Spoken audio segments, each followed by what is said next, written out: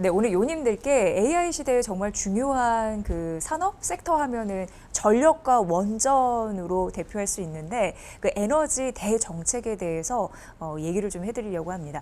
우리나라 에너지 관련해서 대표적인 석학 한 분을 모셨거든요. 유승훈 교수님을 모셨는데 여러분의 그 답답하고 또 어려운 그 에너지 문제를 좀 해결해 주실 듯합니다. 모셨는데 인사드릴게요. 교수님 어서 오십시오. 네, 안녕하십니까?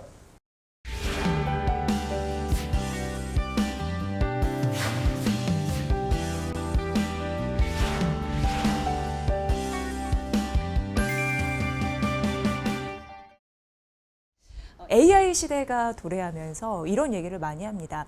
AI 산업의 쌀이 전력이다. 그러니까 전력 없이는 AI는 못 만든다 이런 얘기 많이 하더라고요.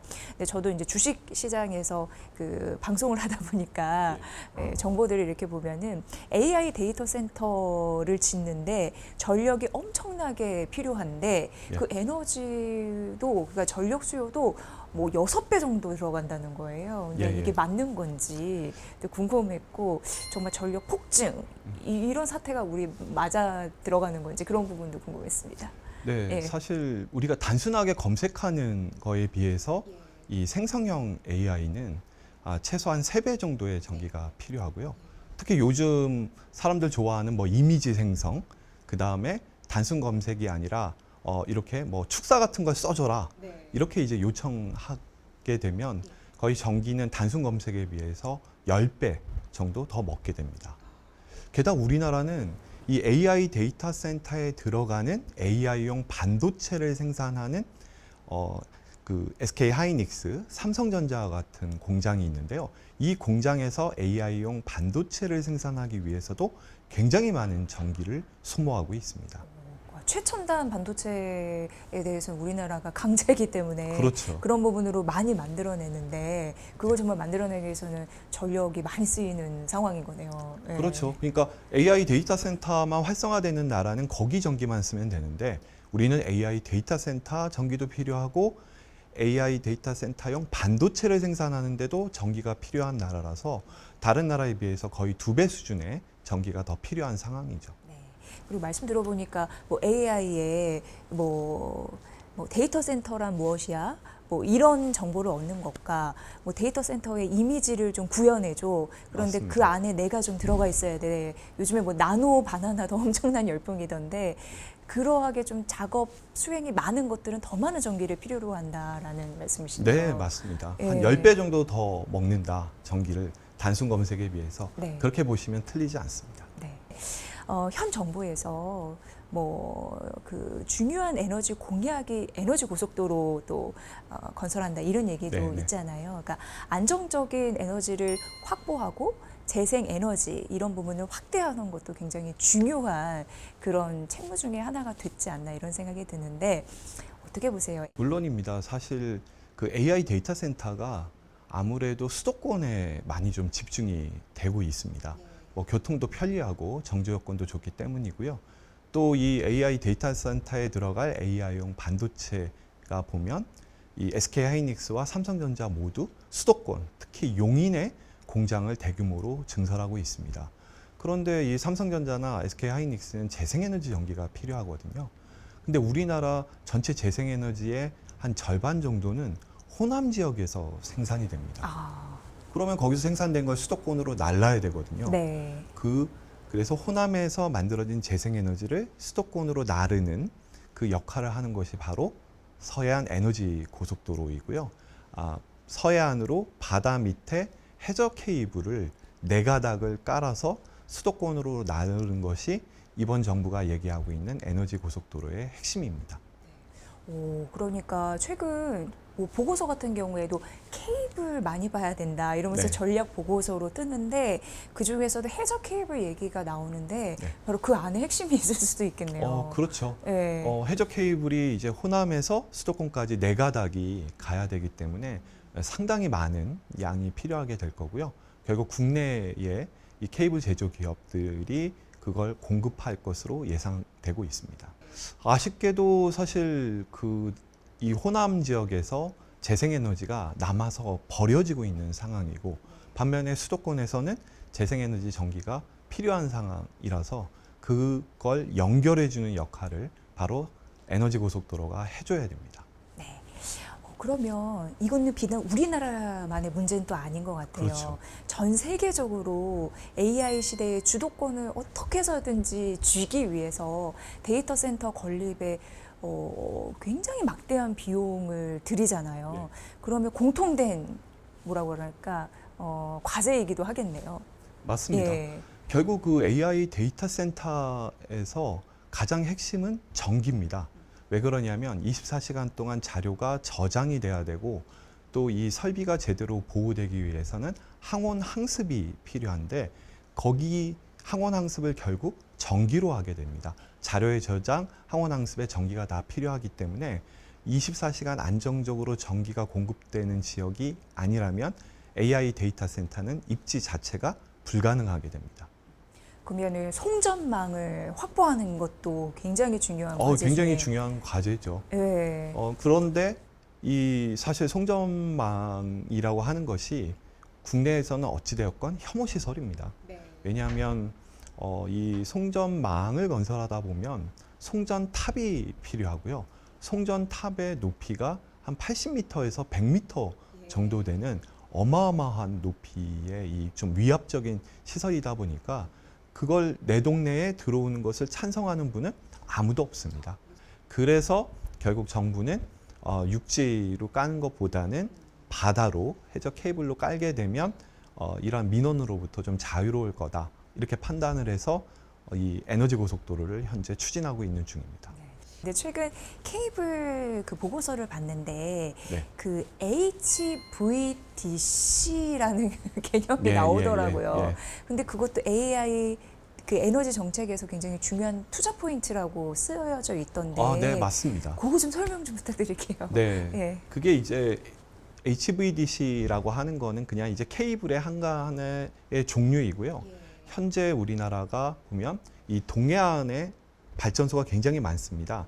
그래서 동해안에 있는 발전소에서 생산된 전기를 수도권으로 나를 때 HVDC라고 하는 송전 선로를 통해서 나르기 위해서 현재 공사가 진행이 되고 있고요. 이건 이제 육상으로 나르게 되는 거고, 그 다음에 호남에서 생산되는 남는 재생에너지를 수도권으로 나르기 위해서는 바다로 해저 케이블로 HVDC 라인이 깔리게 됩니다. 예. 결국 얘는 전기를 멀리 보내는 데 있어서 육상이건 해저건 구분하지 않고 전기를 효과적으로 보낼 수 있는, 운송할 수 있는 수단이 바로 HVDC라고 할 수 있습니다.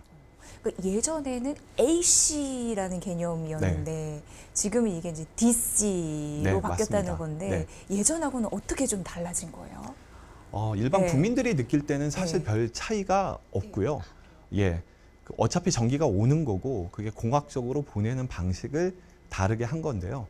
요즘은 글로벌 트렌드가 AC 방식보다는 DC 방식으로 보내게 되면 좀 더 효율적이고 빨리 안정적으로 전기를 장거리 운송할 수 있는 것으로 되어 있어서 세계 각국의 HVDC 이 송전망이 널리 깔리고 있는 중입니다. 네. 그러면은 서해안 고속도로, 에너지 네. 고속도로 그것도 그러한 형식으로 맞습니다. 해저 케이블을 네, 통해서 해저 케이블이면서 HVDC고요. 네. 동해안에서 수도권으로 가는 육상 케이블도 예. HVDC로 깔게 됩니다. 네. 그게 왜 그러냐면 기존에 이제 송전망으로 깔게 되면 송전탑이 너무 높습니다. 그래서 상당히 그 혐오 시설로 들어가기 때문에 이 송전탑과 관련된 갈등을 해소하는 데 있어서 좀 규모를 줄이면서 효율적으로 전기를 나르기 위해서는 HVDC 방식이 최근에 각광을 받고 있는 겁니다. 그러면은 어쨌든 송전망을 건설하는 데 있어서도 지역 주민의 불편을 해소해 주면서도 네. 에너지의 그 안정적인 그 보급과 전송에 있어서 굉장히 중요한 역할을 하는 네, 그렇습니다. 그건 맞네요. 네. 지금 우리나라 SK하이닉스, 삼성전자 열심히 첨단 반도체 그런 영역에서 경쟁을 하고 있는 상황인데 미국 빅테크들도 엄청나게 데이터 센터에 그렇죠. 지금 막강한 그 자본력을 투입을 하고 있고 중국 역시 이에 뒤질세라 지금 패권 경쟁에서 치열하게 경쟁을 하고 있는데 해외에는 지금 어떻게 에너지 사업이 진행되고 있고 우리가 이렇게 눈여겨봐야 할 지점은 뭔지 궁금하거든요. 네. 결국 데이터 센터에서 요구하는 전기의 품질이라고 하는 것은 24시간 끊어지지 않고 안정적으로 공급되는 것이 핵심입니다. 이를 위해서 미국의 경우에는 지역마다 약간의 차이는 있습니다만 기존에 멈춰놓던 원전을 재가동해서 AI 데이터 센터에 전기를 공급하는 경우도 있고요. 하지만 멈춰놓은 원전이 그렇게 많지는 않기 때문에 대부분의 주에서는 천연가스 발전소를 추가로 지어서 왜냐하면 미국에서는 천연가스가 많이 나오거든요. 네. 그리고 이 천연가스 발전소 24시간 안정적으로 전기를 생산할 수 있기 때문에 이 천연가스 발전소로부터 AI 데이터 센터 운영에 필요한 전기를 공급받겠다라는 것이 어떤 미국의 핵심이고요. 장기적으로는 이제 원자력 발전소를 더 지어서 AI 데이터 센터용 전기를 공급하겠다라는 게 미국의 정책으로 보입니다. 그리고 유럽의 독일과 같은 곳은 마찬가지로 천연가스 발전소를 추가로 더 지어서 데이터 센터에 전기를 공급하겠다는 것이고요. 가까운 일본도 천연가스 발전소를 더 지어서 AI 데이터 센터에 전기를 공급하겠다는 계획을 수립하고 있습니다. 그렇게 하는 이유는 뭐냐면 원전의 경우에는 좀 짓는데 시간이 오래 걸립니다. 한 25년, 길게는 30년까지 걸리는 반면에 천연가스 발전소는 한 3년이면 다 짓기 때문에 당장 늘어나는 AI 데이터 센터의 전기 공급을 위해서는 결국 천연가스 발전소가 당분간 역할을 하다가 원전이 새로 지어지면 원전이 역할을 할 것이고요. 좀 더 미래에는 재생에너지가 결국 역할을 할 것으로 보입니다.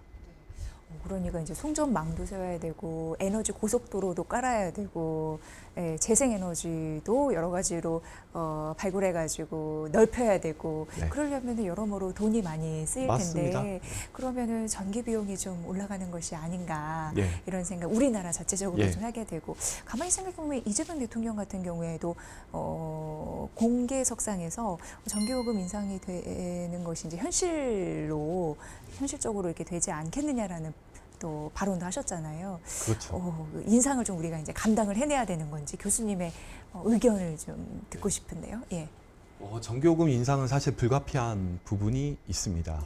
가장 큰 원인은 이제 재생에너지가 늘어나고 있다는 건데요. 이 재생에너지는 태양광과 풍력 발전으로 생산된 전기를 의미하는데 얘의 발전 단가 자체가 기존의 원자력 발전소나 화석연료 발전기에 비해서는 높습니다. 거기다가 재생에너지가 갖고 있는 좀 치명적인 한계는 얘가 해가 뜨거나 바람이 불어야지만 전기가 생산이 되는데 맞아요. 밤이 변동성이 되면 있습니다. 해가 안 뜨잖아요. 네. 그리고 바람은 불다 안 불다 이러거든요. 그걸 간헐성이라고 그러는데 그러면 이 간헐성 때문에 AI 데이터 센터는 재생에너지 전기를 쓸 수가 없거든요. 그러면 결국 백업 설비를 갖춰야 됩니다. 백업 설비로서 천연가스 발전소가 만약에 해가 안 뜨거나 바람이 안 불 때를 대비해서 이렇게 스탠바이 하면서 천연가스 발전소가 대기하고 있다가 문제가 생기면 전기를 공급을 해야 되고요. 혹은 또 재생에너지 전기가 많이 남으면은 배터리에 저장을 해놨다가 이제 해가 안 뜨거나 바람이 안 불 때 공급할 수 있어야 됩니다. 근데 문제는 배터리는 많이 비쌉니다. 그리고 천연가스 발전소도 추가로 지어서 운영하려면 또 돈이 들어가거든요. 그래서 재생에너지는 자체 발전 비용도 높지만 이와 같은 백업 설비들을 건설하고 운영하는데 돈이 많이 들고요. 또 우리나라의 어려움은 이 재생에너지는 영남과 호남에 집중되어 있는 반면에 전기의 수요처는 수도권이다 보니 송전망을 구축하는데 또 많은 비용이 발생을 합니다. 따라서 재생에너지가 늘어나면 늘어날수록 전기요금은 오를 수밖에 없는 상황이라서 대통령께서도 좀 미리 이렇게 그 예방주사 격으로 전기요금은 오를 수 있다 이렇게 말씀을 하셨던 것 같습니다. 그러면은 전기 요금 같은 경우에는 크게 이제 두 가지로 나뉘잖아요. 네. 산업용으로 나뉠 수 있고 예. 그리고 이제 가정용으로 나눌 수 네. 있는데 첫 번째 산업용부터 말씀드리면 산업 쪽에서는 막 이런 생각 하는 것 같아요. 만만한 게 우리라고 예, 예. 자꾸 우리 쪽에 전기요금을 인상하려고 한다 이렇게 볼멘 소리를 하기도 하는데 그런 것 같아요. 우리나라가 워낙 이제 수출 주도형 국가이기 때문에 안 그래도 쓸 돈이 많은데 이쪽에 부담을 좀 덜 지어 주셨으면 하는 바람으로 그런 말씀하시는 것 같은데 네. 무슨 해결책이 있나요? 네. 사실 산업용 전기요금이 지난 3년 동안 한 80% 정도 올랐습니다. 그러다 보니까 이례적인 건가요? 3년 동안 80%. 그렇죠. 많이 예, 오른 거죠. 예. 예. 지금 어떤 상황이냐면 그 전기라고 하는 거는 이렇게 우리가 셀 수 있는 단위가 킬로와트 시라고 하는 건데요. 1킬로와트 시는 선풍기를 한 25시간에서 30시간 정도 쓸 수 있는 양이 1킬로와트 시인데요. 산업용 전기요금이 1킬로와트 시에 한 193원 정도 합니다. 그런데 과거에는 한 3년 전만 하더라도 뭐 한 100원 조금 넘는 수준이었거든요. 그러니까 굉장히 많이 오른 거죠. 반면에 주택용 전기요금은 1킬로와트 시에 한 157원 정도 합니다. 그래서 산업용이 대략 주택용보다 한 40원 정도 더 비싼 상황입니다. 그런데 우리가 딱 간단하게 생각해 보면 사실은 주택용이 산업용보다 비싸게 되거든요. 왜냐하면 산업용은 1년 내내 안정적으로 전기를 써줄 뿐만 아니라 많이 써줍니다. 그 대용량으로 쓰는 반면에 주택용은 여름에 많이 쓰고 봄, 가을에는 별로 안 써서 수요도 들쑥날쑥하고 조금밖에 안 쓰기 때문에 공급 비용이 많이 듭니다. 그래서 해외는 대부분 다 산업용이 싸고 주택용이 비싼데요. 우리는 반대로 주택용이 싸고 산업용이 높은 상황이라서 다른 경쟁 국가하고는 다른 상황이다 보니 산업 부분에서의 어떤 전기요금 때문에 이 제품의 가격 경쟁력이 떨어져서 지금 많이 어려워하고 있는 상황입니다. 그래서 산업용 전기요금은 가까운 중국보다도 비싸졌고 심지어는 미국보다도 높은 상황입니다. 그러면은 어떻게 보세요? 그럼에도 불구하고 산업용도 계속 오를 수밖에 없는 상황인 거죠. 재생에너지가 네, 늘어나면 네, 네. 오를 수밖에 없는 상황입니다. 특히나 우리나라 주력 제조업 중에서 보면 이른바 아리백, 재생에너지 100%를 쓰겠다라고 선언한 기업들이 현재 늘어나고 있고 전체적으로 한 36개 기업이 선언을 했는데요. 이들 기업이 재생에너지 사용량을 늘리면 늘릴수록 전기요금은 올라갈 수밖에 없는 구조입니다. 네. 그러면 이제 가정용 같은 경우에는 앞서 잠시 언급 비교를 해주셨는데 너무나 비용이 다른 나라에 대비해서는 좀 저렴하게 어떻게 보면 공급을 해주는 거잖아요. 그런 의미에서 근데 일단 서민들은 또 살아가기 좀 급급하다 보니까 그렇죠. 굉장히 그 불만을 또 가질 수 있단 네. 말이죠. 이거 사회적으로 어떻게 그 합의를 좀 도출하면 좋을까요? 그러니까 어느 정도의 불만은 다 있을 테지만 이걸 이해시키는 과정도 굉장히 중요하다고 생각을 당연하죠. 하거든요. 네. 결국 대통령께서도 말씀하셨던 게 그런 포인트가 아닌가 싶습니다.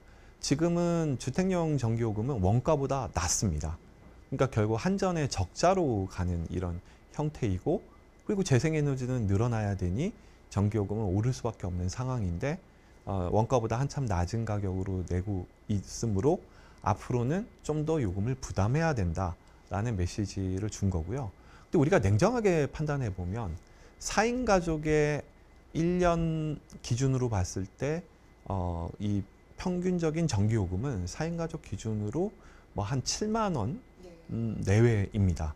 그런데 사실 그 정도의 금액은 한 사람의 통신비 수준보다도 작거든요. 그렇게 생각하면 또 그렇네요. 네. 그러니까 4인 가족 전체의 전기요금이 한 사람의 통신비보다도 낮은 상황이기 때문에 국민들이 어느 정도 이제 부담을 좀 해줘야 된다. 그렇지 않고서는 재생에너지가 늘어날 수 없다. 이렇게 좀 말씀드리고 싶습니다. 네.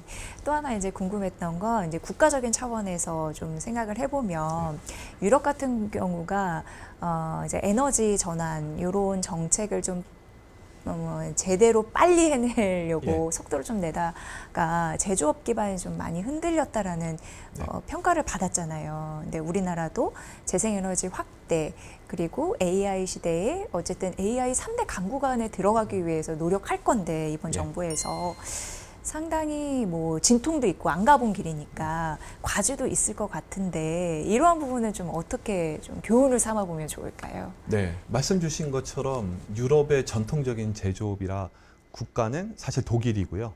그리고 산업혁명의 발상지인 영국, 이 두 나라를 우리가 살펴볼 수 있는데 이 두 나라는 현재 제조업이 많이 무너졌습니다. 그 원인은 바로 에너지 전환에 따른 에너지 비용의 상승, 그 다음에 흔히 얘기하는 이제 기후 비용, 즉 배출권의 어떤 가격으로 인한 어떤 기후 비용인데요. 이것도 상당히 높습니다. 그러다 보니 이 제조업들의 가격 경쟁력이 없어진 거죠. 그래서 사실은 전 세계 그 자동차 시장의 1위 사업자인 독일의 폭스바겐은 현재 3위로 밀려났고요.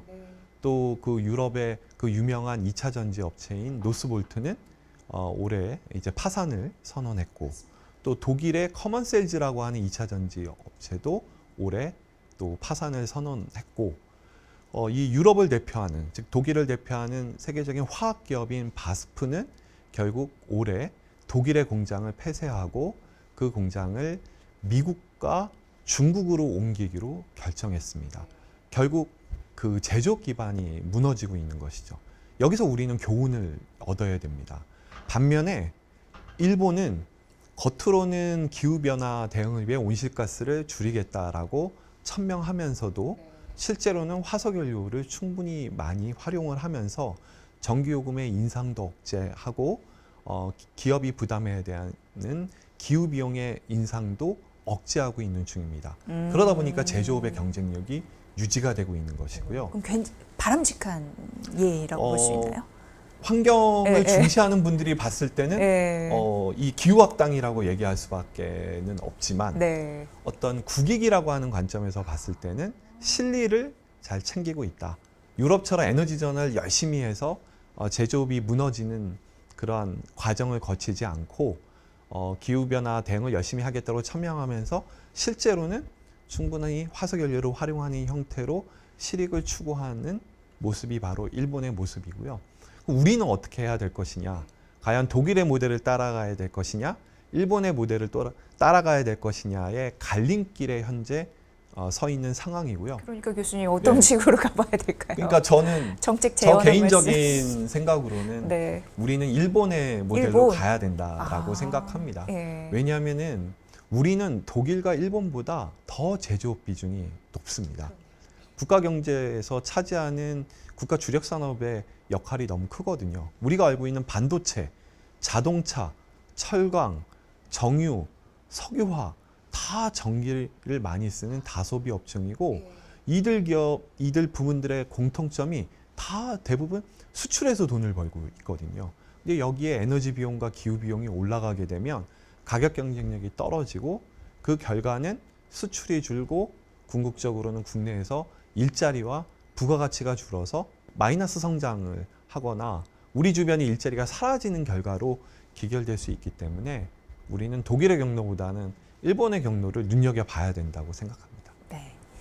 AI 그 에너지 대전환 시대에 전력의 중요성 확실히 아셨죠? 에너지 투자하는 데 있어서도 이러한 환경적인 요소 그리고 국가의 장기적인 정책 방향과 그 실현 가능성이 잘 가는지 그런 부분 면면을 잘 따져보시는 지혜 필요하지 않을까 싶습니다.